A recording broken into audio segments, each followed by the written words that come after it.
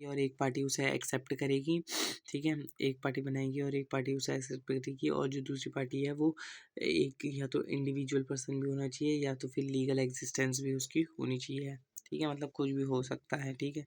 और दूसरा है कि intention to create a legal relationship, मतलब बाप ने बेटे से बोला, अपनी पत्नी से बोला, तो मतलब ये चीज़ कोई लीगल रिलेशनशिप वाले क्रिएट नहीं कर रहे हैं, ठीक है। तीसरा मतलब लीगल रिलेशन, मतलब लीगल ऑब्लिगेशन की अब क्या कहते हैं, सोशल और डोमेस्टिक वो है एग्रीमेंट है, ठीक है। तो ये सारे जो है इन्फोर्सेबल जो है नहीं होंगे, ठीक है।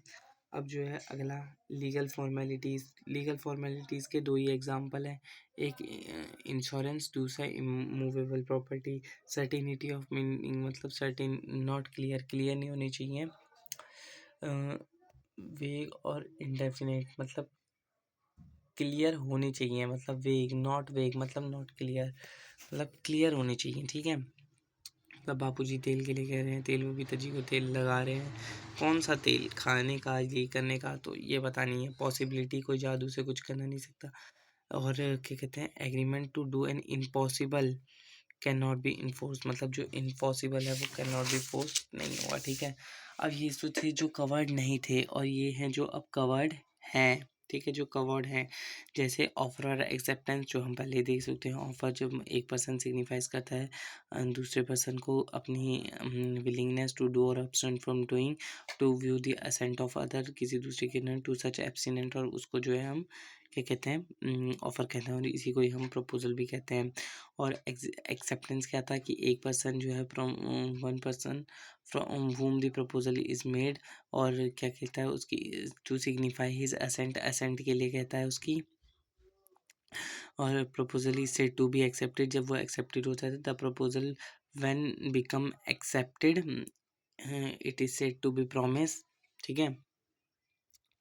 अब जो है बाकी जो है 6 पॉइंट, जो इसके 5 या 6 पॉइंट जो नहीं है कवर्ड है ना, तो पहला है क्या कहते हैं, फ्री कंसेंट, कंसाइड्रेशन, और capacity to the party consideration, और not expressly to be word, मतलब 6 ही हैं।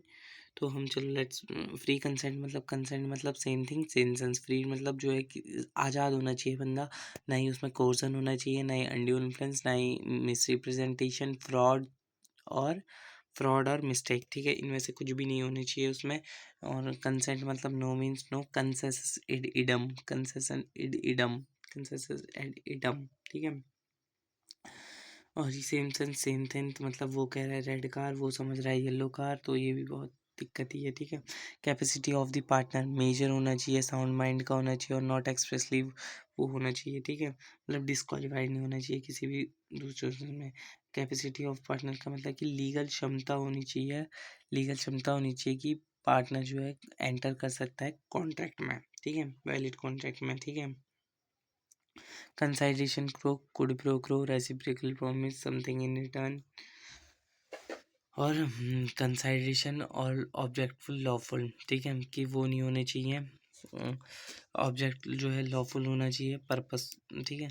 और लॉफुल जो है मतलब 6 चीज़ें मतलब नहीं करेंगे, कब जो है कंसाइडेशन लॉफुल होगा, तो सेक्शन नंबर 23 कहता है। वैसे तो प्रोहिबिटेड बाय लॉ, लॉ ने जिसे प्रोहिबिटेड कर दिया। दूसरा कि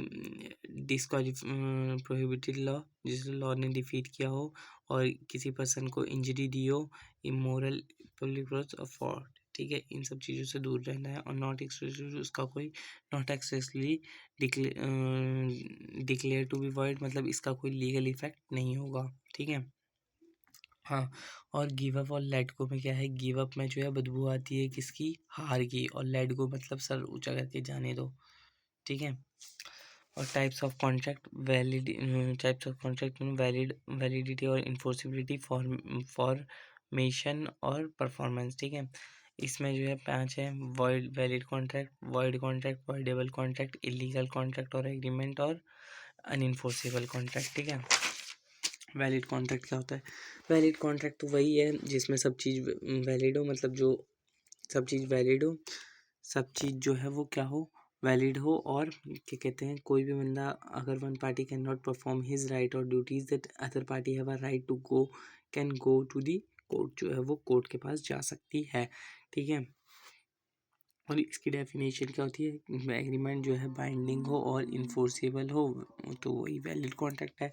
ठीक है, अब एग्रीमेंट एग्रीमेंट क्या होता है, एग्रीमेंट और वैलिड कॉन्ट्रैक्ट मतलब वॉइड कॉन्ट्रैक्ट क्या होता है, जो कि पहले अभी पास्ट मतलब आज हमने कोई लॉ बनाया, आज हमने कोई कॉन्ट्रैक्ट बनाया तो आज तो वो कम मतलब सही है, वैलिड है, पर कल जो है आने वाले कल में जो है देश में कुछ ऐसा बैन हो गया, law change in circumstances, change in law, कुछ ऐसा हो गया कि वो अब बैन हो चुका है, अब वो लीगल वो नहीं रहा।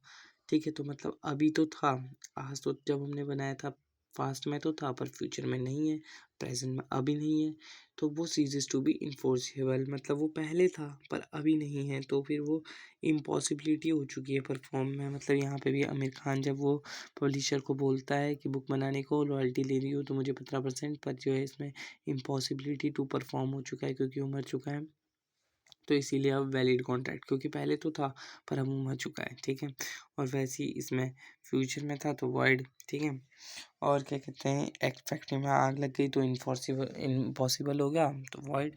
तो वॉइड कॉन्ट्रैक्ट जो है क्या कहते हैं, सीजेस टू बी इन्फोर्सेबल मतलब सीजेस पहले वैलिड था अब नहीं है, और इसे इन्फोर्स्ड नहीं किया जाता है। इन्फोर्स आग लग गई, किस पे इन्फोर्स करेंगे, सेलर पे या बायर पे, किस पे नहीं होगा।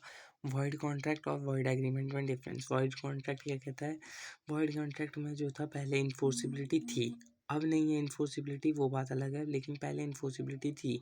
और वॉइड एग्रीमेंट जिसमें पहले से भी कभी इन्फोर्सिबिलिटी थी नहीं, तो वो होते तुम्हारा वॉइड एग्रीमेंट। जो वॉइड ऑफ इनिशियो मतलब माइनर जो है कॉन्ट्रैक्ट नहीं कर सकता तो नहीं कर सकता। अब जो है यही है बस। वॉइडेबल कॉन्ट्रैक्ट क्या होता है, वॉइडेबल कॉन्ट्रैक्ट जो होता है वो होता है वॉइड प्लस एबल मतलब वो वॉइड होने के योग्य है। तो इस वॉइड होने के योग्य है मतलब अभी इसमें हम क्या करते हैं, देखो जैसे एक पार्टी के पास राइट है कि वो उसे वॉइडेबल कर सकता है क्योंकि वो उसमें फ्री कंसेंट नहीं है। फ्री कंसेंट नहीं है मतलब कैसे नहीं है, उसमें या तो कोर्सन हो चुका है, या तो अनड्यू हो चुका है, या तो मिस्टेक हो सकती है, या तो फ्रॉड हो रखा है, या तो फिर चीट हो रखा है। ठीक है, तो यही है कि मतलब एक पार्टी के पास where one party to the agreement in a position legally entitle है और ऑथराइज्ड है टू क्या करने की, to avoid performing his part. ठीक है, तो बस यही है। और पीके ने कंसेंट फ्री नहीं थी, वॉइड।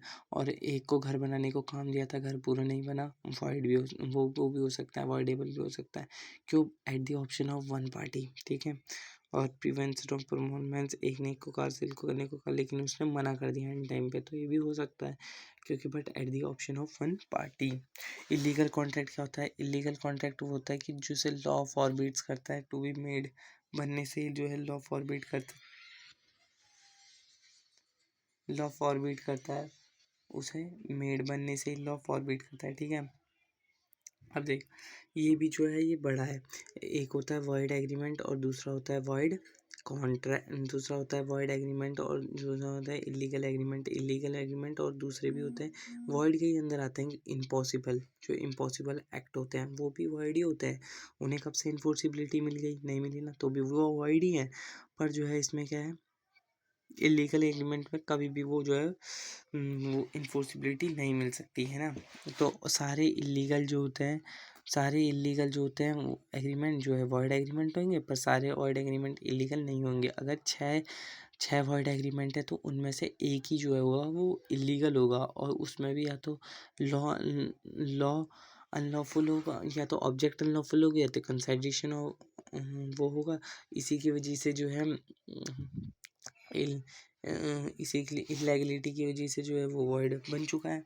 ठीक है, तो अब इसमें एक चीज़ का डिफरेंस है कि क्या कहते हैं, वर्ड एग्रीमेंट का कोलेटरल एग्रीमेंट मतलब जो एडिशनल एग्रीमेंट है जो उससे जुड़ा है वो वैलिड भी हो सकता है,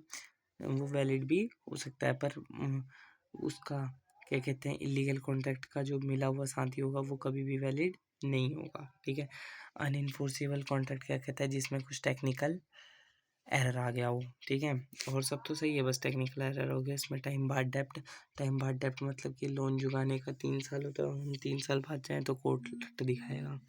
ठीक है, on the basis of formation का दूसरा है एक्सप्रेस और इम्प्लाइड, बाकी का कल पढ़ते हैं यार।